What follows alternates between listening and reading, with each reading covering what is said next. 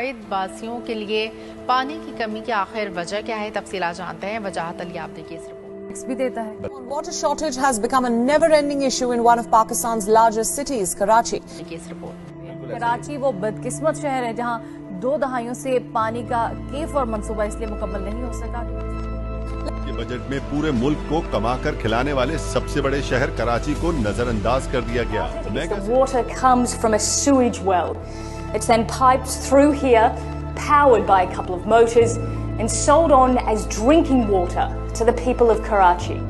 Karachi. यहाँ पानी लेके जा रही है, लेकिन इस इलाके वालों को पानी यहाँ नहीं मिल रहा। सही नहीं है, काउंसलर आते हैं, वोट मांगते हैं, वोट लेके चले जाते, काम कोई करवाता ही नहीं है। कि जो लोग हैं मुतल्लिका महकमों के, उनको सोचना चाहिए, उनके लिए लम्हा फ़िक्र है।